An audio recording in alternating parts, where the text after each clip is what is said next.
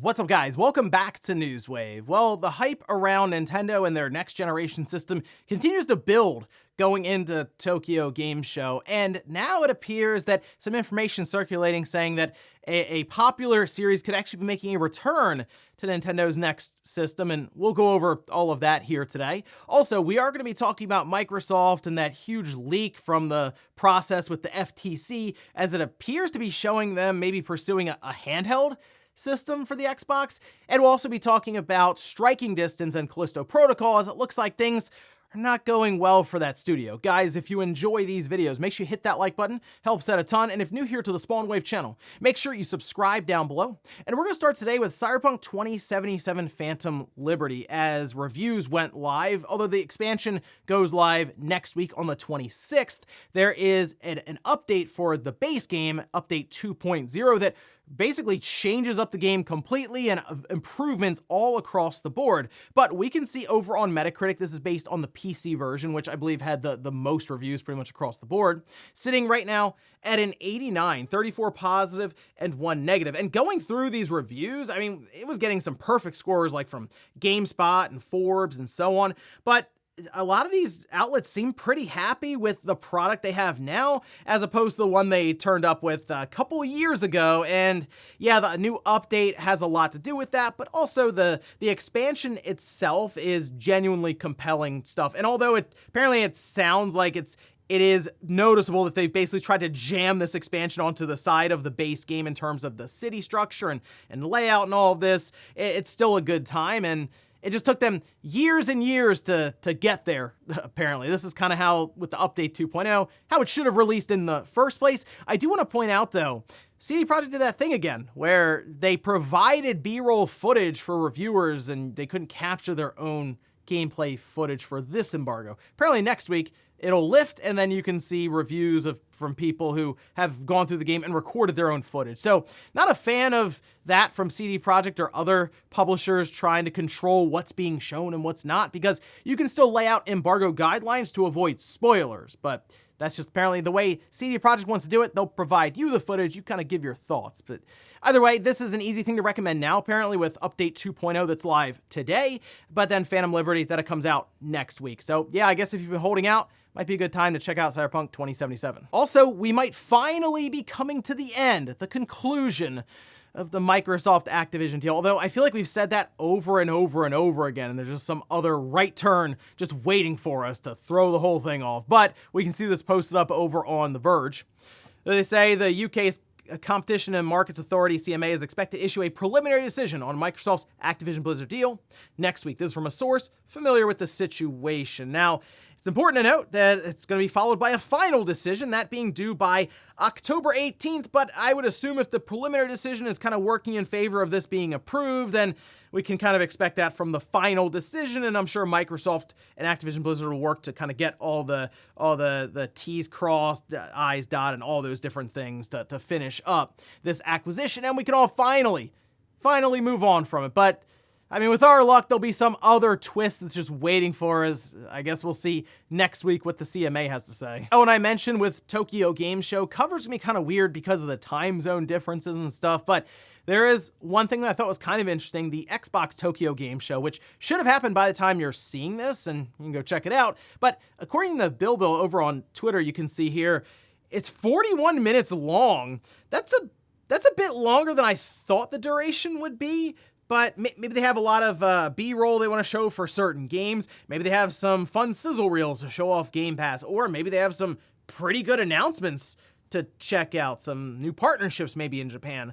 A lot of stuff to consider there, but I will be checking it out, of course, getting caught up in the morning and added into Newswave tomorrow to go over exactly what Microsoft had for us. And guys, with some of the quick news out of the way, let's get into the bigger stuff. Let's start right away with Yakuza, or I guess now we call it Like a Dragon.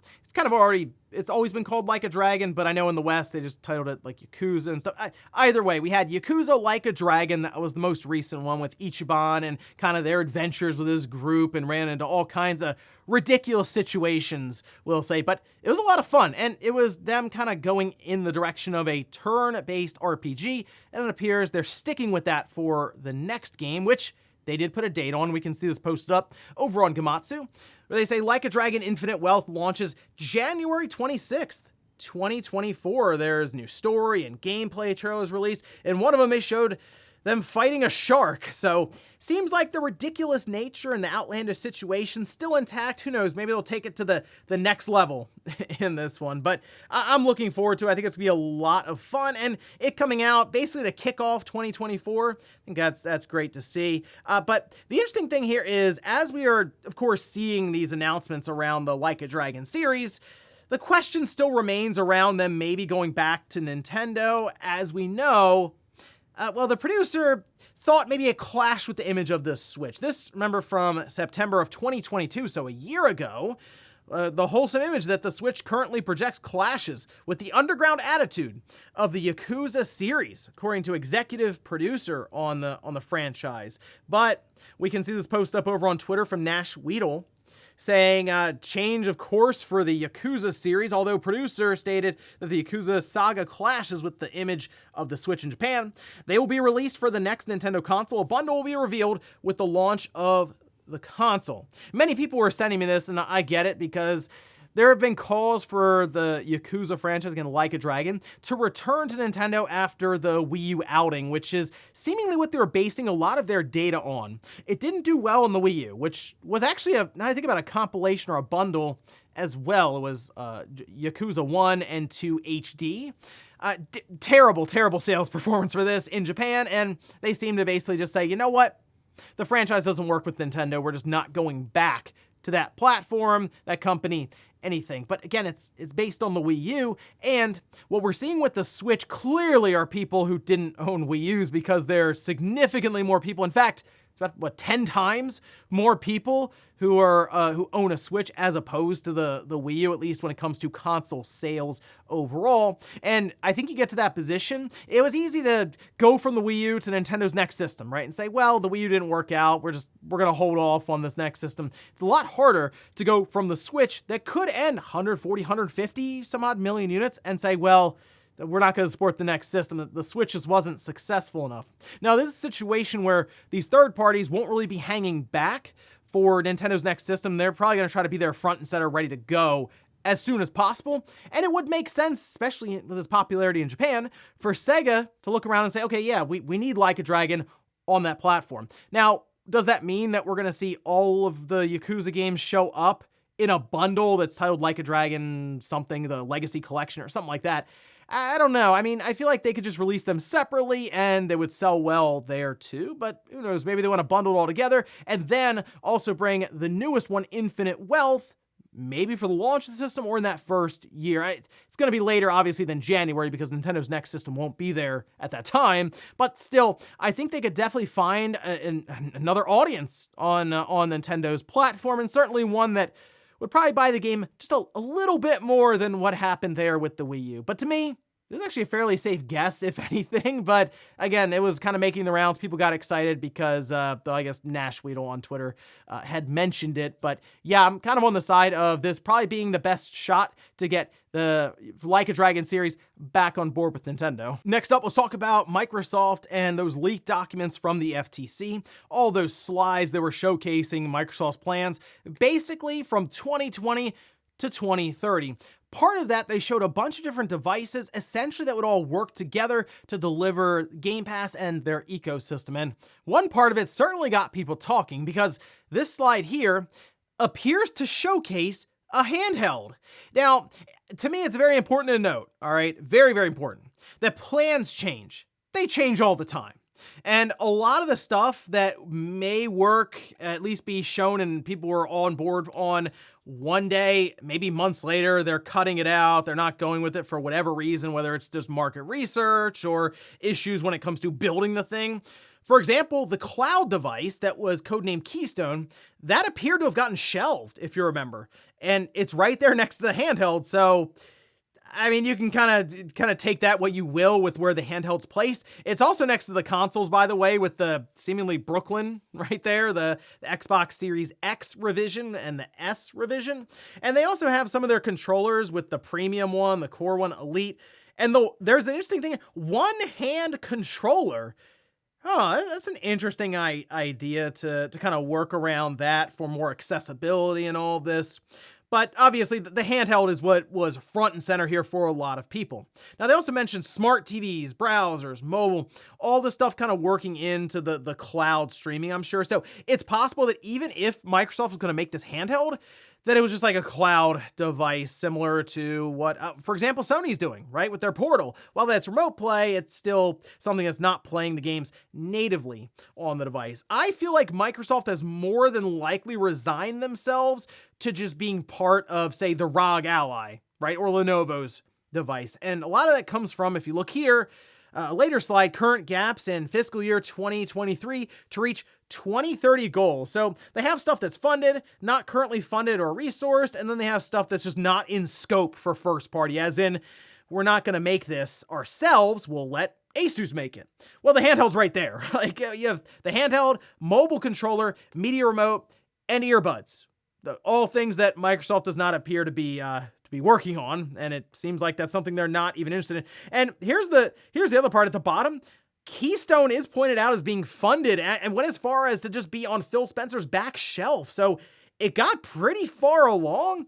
That's what I'm really curious about, by the way, is what made them hold off on releasing that, and what improvements are they trying to make to it to eventually bring it to market? Because that's kind of how it was, I guess, relayed to us, is we have some concerns necessarily about the product in its current form. We're going to continue working on it. What exactly do they want out of Keystone other than just being a cloud streaming device? But back to the handheld, no, I don't think Microsoft's going to make a dedicated handheld device, one even comparable to the Steam Deck, which I do also wonder, as I did a poll question for it, if there was an audience to jump on board with an Xbox handheld, since we also have offerings that leverage Windows right now with the ROG Ally and, again, Lenovo's device, and I'm sure a slew of other handheld devices that are going to be showing up here in the near future. Seems like what Microsoft really needs to do is make it so that Windows just works better on those devices, and they'll deliver Game Pass and the ecosystem for them. So I assume that's the determination they came to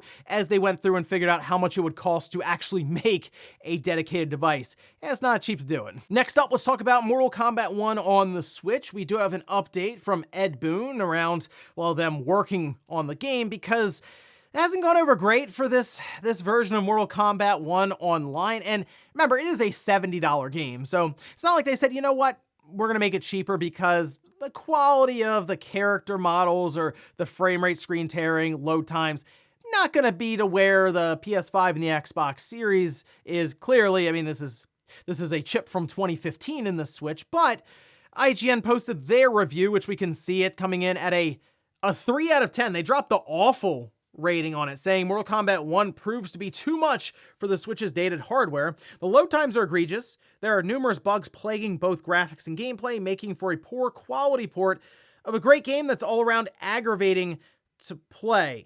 Now, this was in an interview with the BBC and Ed Boon, where they actually talked about the situation that was going on with the Switch version, even bringing up some of those side-by-side comparisons where, I don't know if it's a bug visually or just kind of how they have it set up, where just textures are missing from characters. It looks really, really awkward.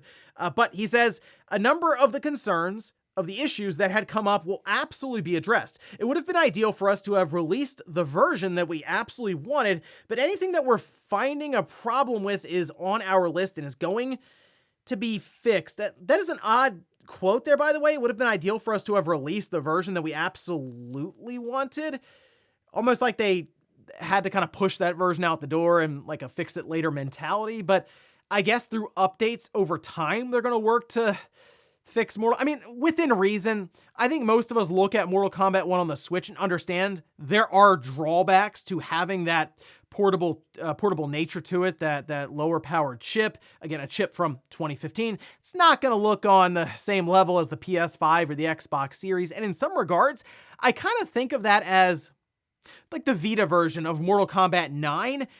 Didn't look very good compared to the 360 or the PS3 version, but it worked, and I regarded it as the portable version of those games, but it was also cheaper technically at the time, and I guess expectations were there since it wasn't plugging into a TV or anything like that. And I also wonder if they maybe will do updates going forward as we get the next system from Nintendo, and maybe it can get on more of a level playing field with the PS5 and the Xbox Series. But there you have it. I guess just look out for updates as they come out for Mortal Kombat 1 on the Switch. And in our last bit of news, let's talk about the Callisto Protocol and Striking Distance, the studio that was formed specifically to make this game, right? It was founded by Glen Schofield, and the idea, seemingly at the time, was we're going to make a new Dead Space game, or a game that's heavily influenced, a spiritual successor to the franchise there. And they came up with Callisto Protocol, which came out to mixed reviews. I thought it was an alright game, but I wasn't 100% sold on it like I was on the Dead Space remake, which I think was just a more enjoyable experience. Nonetheless, Callisto Protocol had some impressive things, especially when it came to the visuals of the title.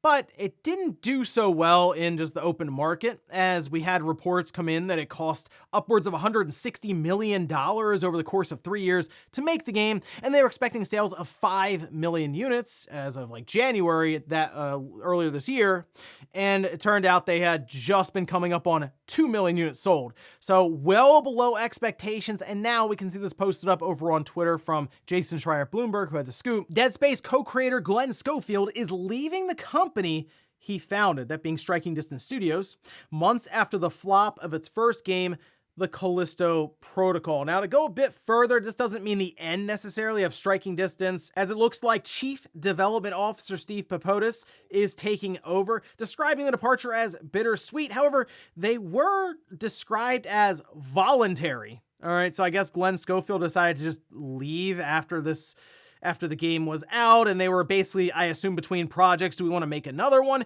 Do we want to have Glen Schofield lead the way after what happened with Callisto Protocol, which, when I heard that number, like $160 million plus to make it, it's a little surprising. Like, wow, over 3 years, that seems very expensive, but that's kind of where we are with a lot of these AAA games, to where, yeah, you could spend a ton of money, a small fortune on it, comes out, doesn't hit those expectations, and your entire studio closes. I mean, look what happened with Ascendant Studios.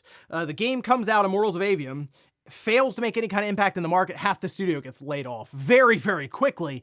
That's just kind of where we are with the risk around these big AAA titles. So I wonder what's next for Striking Distance then. Is this a studio that will continue on to make another game in the Callisto Protocol series, or are they going to try something maybe a bit smaller in scope this time, just to get something else out to show that they can make games that don't exceed $100 million some odd budgets? Hard to say where they go from here, and of course with Glen Schofield, what's next for him? And before we go to the comment of the day, we're taking a look at the poll that I posted up yesterday, where I asked, would you be interested in an Xbox handheld system that was priced, we'll say comparably to the Steam Deck, and played your Xbox games natively? It's very important, not through the cloud, you play it right there on the handheld itself. 52% say no, 48% say yes. That's very interesting that more people are just saying, no, I'm not really interested in the idea of there being a portable Xbox that I can walk around with, because I will admit, Xbox Play Anywhere is actually incredibly useful. And with the ROG Ally, I was playing Starfield on it. I'd go to my Xbox and pick up right there, and then go back to the ROG Ally, and it worked mostly seamlessly. There were a few times where I had a hard time syncing with the cloud, and I had to do it a few times, and other times it would take like several minutes to download the data from the cloud, but when it did, it worked great. So in those moments, I was like, wow, it'd actually be really cool to have that Xbox handheld with the UI that's built specifically for it. But maybe that's what we really need, is for Microsoft to actually build a version of Windows that's more in line with supporting the control scheme and all this for these handhelds. And we'll finish up with the comment of the day, as you're seeing here.